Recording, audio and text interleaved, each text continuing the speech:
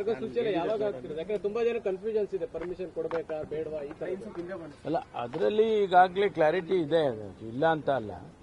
ಇನ್ನೊಂದಷ್ಟು ಸ್ಪೆಸಿಫಿಕ್ ಆಗಿ ಹೇಳುವಂಥದ್ದನ್ನ department issue ಮಾಡ್ತಾರೆ, ಅದರದ್ದೇನು ತೊಂದರೆ ಇಲ್ಲ.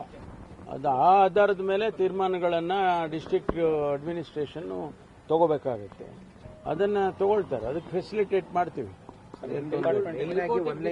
ಅನುಮತಿಗಳು ಕೇಳಕ್ಕೆ ಈಗ ಚಿತ್ತಾಪುರದ ಉದಾಹರಣೆ ತಗೊಂಡ್ರೆ ಅವತ್ತು ಬೇರೆಯವರು ಕೂಡ ಅವತ್ತೇ ನಮಗೆ ಕೊಡಿ ಅನ್ನುವಂತ ಇದು ಇಂಟೆನ್ಷನಲಿ ಆಗ್ತಾ ಇದೆ, ಸಂಘರ್ಷ ಕಾರಣ ಆಗ್ತಾ ಇದೆ ಅಂತ.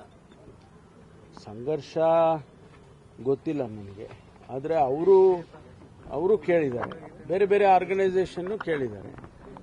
ಅದು ತೀರ್ಮಾನ ಸ್ಥಳೀಯವಾಗಿ ಡಿಸ್ಟ್ರಿಕ್ಟ್ ಅಡ್ಮಿನಿಸ್ಟ್ರೇಷನ್ ಅವರು ನಮ್ಮ ಏನು ಸರ್ಕಾರದ ಸುತ್ತೋಲೆ ಇದೆ ಅಥವಾ ಗೈಡ್ಲೈನ್ಸ್ ಇದೆ ಅದರ ಆಧಾರದ ಮೇಲೆ ತಗೊಳ್ತಾರೆ. ಅದಕ್ಕೆ ನಾವು ಆ ಸುತ್ತೋಲೆಯನ್ನು ಹೊರಡಿಸಿರ್ತಕ್ಕಂಥದ್ದು ಈಸಿ ಆಗಲಿ ಡಿಸ್ಟ್ರಿಕ್ಟ್ ಅಡ್ಮಿನಿಸ್ಟ್ರೇಷನ್ಗೆ. ಇಲ್ಲೇ ಇದ್ರೆ ಪ್ರತಿ ಸಾರಿನೂ ಕ್ಲಾರಿಫಿಕೇಶನ್ ಕೇಳ್ತಾ ಇರ್ತಾರೆ, ಅದು ಆಗೋದು ಬೇಡ, ಆ ಸುತ್ತೋಲೆ ಇಟ್ಕೊಂಡು ಅವ್ರು ತೀರ್ಮಾನ ತಗೊಳ್ಳಿ ಅಂತ ಹೇಳಿ ಮಾಡಿದ್ದೇವೆ. ಟಾರ್ಗೆಟ್ ಮಾಡಿದ್ದಾರೆ ಅನ್ನೋದು ಪದೇ ಪದೇ ಬರ್ತಾ ಇದೆ. ಜೊತೆಗೆ RSS ಮಾತ್ರ ಇದು ನೋಡಿ, ನಮ್ಮ ಸುತ್ತೋಲೆ ಅಥವಾ ಆದೇಶ ತಾವು ನೋಡಿದೀರ ಅಂತ ಅನ್ಕೊಂಡಿದ್ದೀನಿ. ಅಲ್ಲಿ ಎಲ್ಲಾದ್ರೂ ಅದೇ RSS ಶಬ್ದ ಬಂದಿದ್ಯಾ? ಸುಮ್ಮನೆ ಅನವಶ್ಯಕವಾಗಿ RSS ಮಾಡಿದ್ದಾರೆ, RSS ಮಾಡಿ. ನಾವು RSSಗೆ ಒಬ್ಬರಿಗೆ ಮಾಡಲಿಲ್ಲ, RSS ಅನ್ನ ದೃಷ್ಟಿ ಇಟ್ಕೊಂಡೇ ಮಾಡಿಲ್ಲ.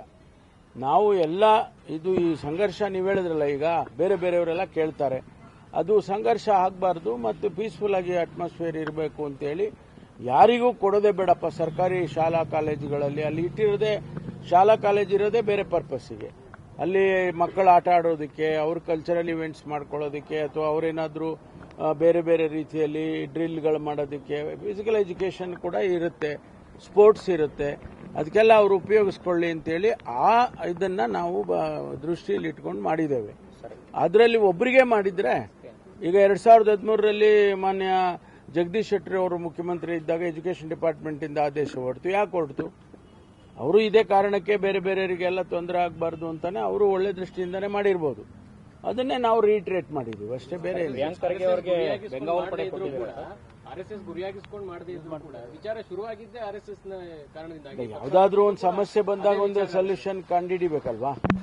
ಯಾವ್ದಾರ ಒಂದು ಸಮಸ್ಯೆ ಬಂದ್ರೆ ಆ ಸಮಸ್ಯೆಗೆ ಉತ್ತರ ಕಂಡುಹಿಡಿಬೇಕಲ್ವಾ?